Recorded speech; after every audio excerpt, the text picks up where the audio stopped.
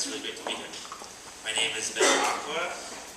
That's my website, benaqua.org, if you want to check it out.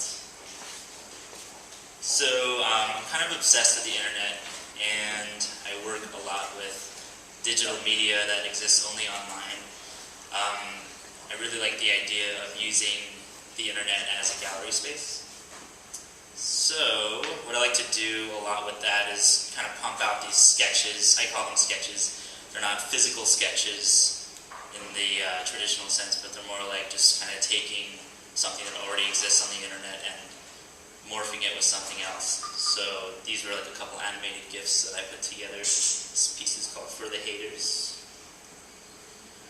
This is a series called Born This Way, in which honestly, I have no idea why I did this. It just was like this thing that came to my head.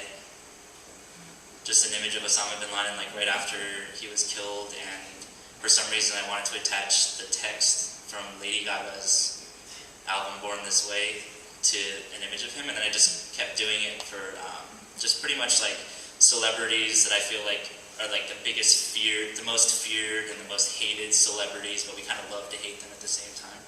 So Tammy Faye Baker was one of them, Michael Jackson, Whitney Houston.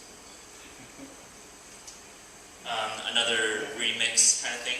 This girl is actually, she was made famous by the internet. I think this was actually taken on UT as well, apparently, but those aren't her real eyes. I put Nicki Minaj's eyes on top of her just because I thought it was hilarious. But she's this girl that was made famous from, she's called Parked Domain Girl, because she's like this stock image of like a girl on campus that appears when you go to this domain that someone has bought but they haven't done anything to it yet. And she's like everywhere, like, so for some reason I put Nicki Minaj's eyes on her head because I thought they would look funny.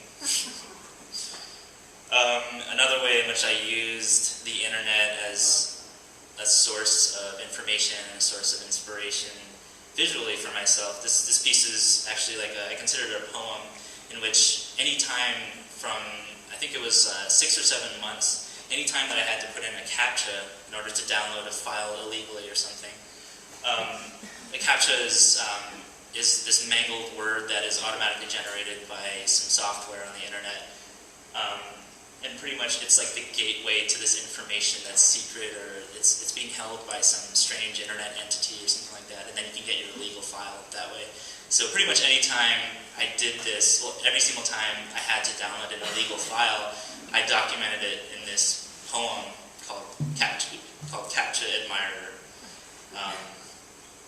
I blew them up, kind of. Anyway. This is a piece called RapidShare. RapidShare is a popular file sharing service, again, for illegal stuff. You can still get stuff from it. I got a lot of music from it. Actually, I hope there's no police officers in this room. But this is at the Savage Vanguard Theater Gallery. I basically just took like the most oily, nasty black paint. I wrote RapidShare. I painted RapidShare on the walls as large as possible. And it was an atrocity to put up, and it was horrible to take down. I had to sand the wall. And so kind of like the idea, I guess, of taking things on the internet and making them physical and then putting them back on the internet. Because for me, it exists purely on the internet now. It's not something that can be bought or sold. It wasn't a piece. It wasn't a product, I guess, in that way. This is from a performance that I did as part of a piece at the Creative Research Lab when it was still around. My piece was called Third Life. That's me in the green over there. And basically I painted the hands of Adam and God from the famous Sistine Chapel painting like this. But I painted them very geometrically with this just like impossible shape in the middle, and everything was black lit. And then I did this performance in which I interacted with basically the two-dimensional painting, kind of brought it into 3D and then put it back into the two-dimension, the second dimension on the wall. This is me in my living room. So I worked as a web designer for a few years while I was a student at UT. I thought that's what I wanted to do. I thought I was going to be this awesome web designer and love to sit, alone in a room in my underwear and make websites for people, and I really didn't like it very much after I graduated. I got bored. So I had this job where I could afford a camera, and I always loved photography. I took, a photography class in high school, took photography in college at UT. But I was so bored with design that I wanted to do something. I had all these just weird friends walking around, so I was like, hey, I'm gonna buy this camera, can I take a picture of you? Just to kind of document what you're doing. I want to learn how to use this camera, I got this lighting, this is fun. And the first subject was my dog, Lucifer.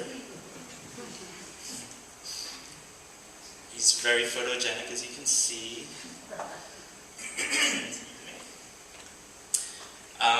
So I started investigating, I guess just the eccentricities of my friends and what I feel why I kind of value their aesthetic and what they mean to me and what these images might mean to this fantastical notion of who they think they are. So this was actually taken, this was at Lyons and near Pleasant Valley.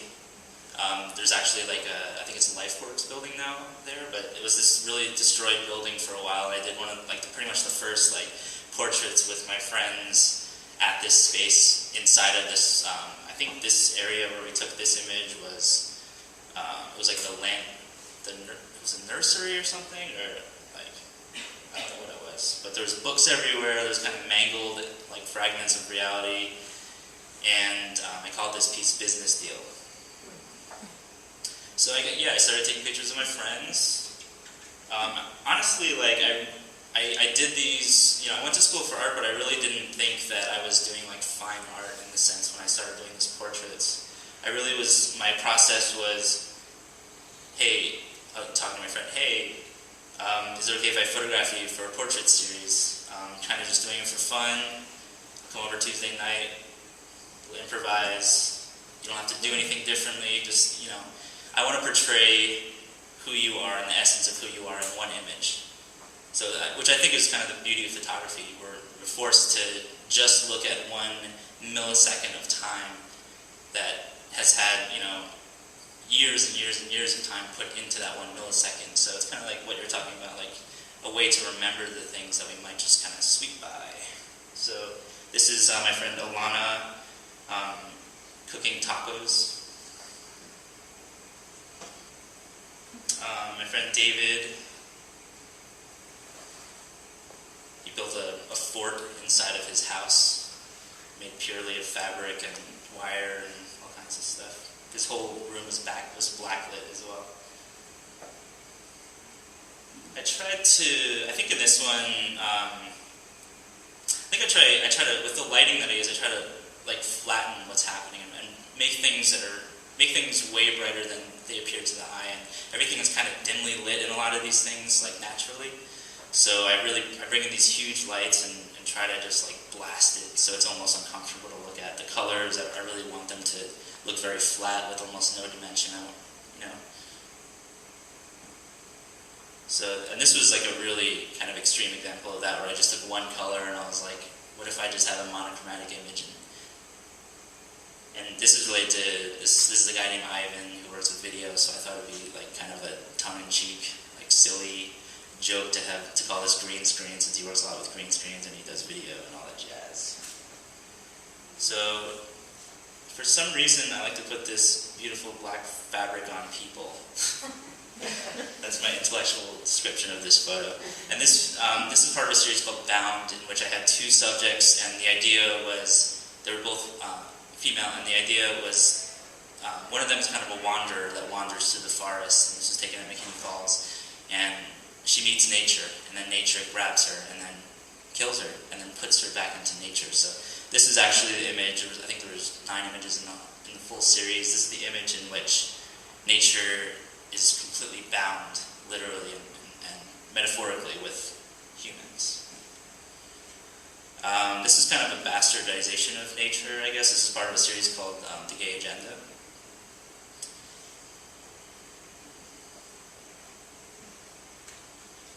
Diamond Head. Trying to create, I think I took out the skin tones to make this human being seem like a statue, to make them seem kind of extraterrestrial. This is Gene. He's a magician in El Paso.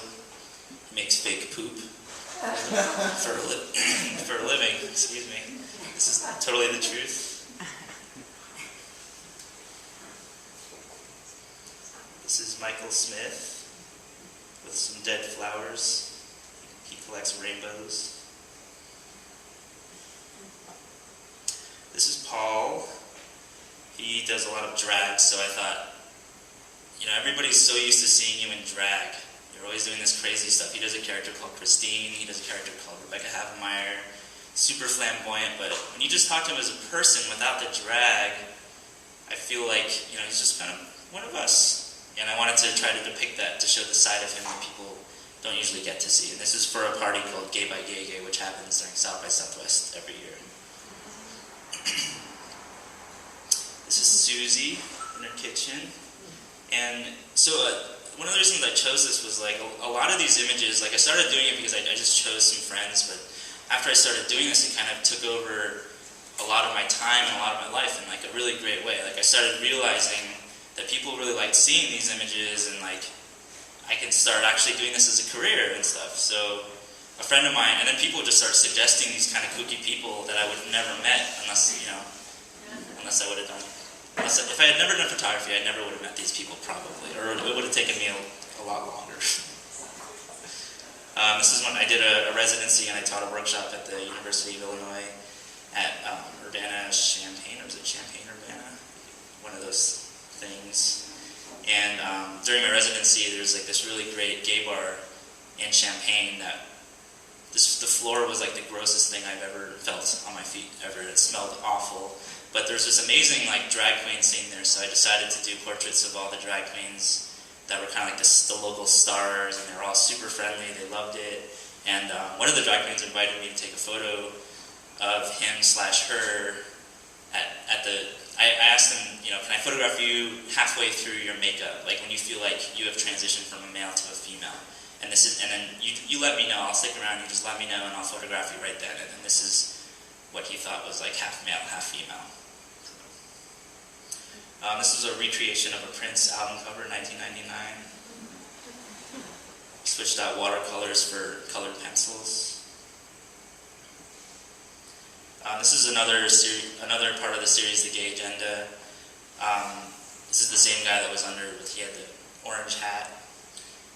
I think with this image, I was kind of making a stupid joke about those images you might see of like Bubbas that just killed a deer, and they're like on the back of their truck, and they're like holding the deer up, and they're all bloody, and it's like a super proud, like super masculine moment. So I basically tried to create one of those myself, except take out the deer. This is the artist William Hundley on the right, and his wife, girlfriend, on the left. This is in his garage. He creates all these really interesting little sculptures. This is like a really happy dude. This piece is called Why Are You So Fucking Happy All the Time? If somebody asked me that recently, I was like, I don't know. These are a couple really happy dudes. Really, really happy. And this is a couple really, really, really, really happy people. I tell you, and they're sitting in this audience right now. That's it. Thank you.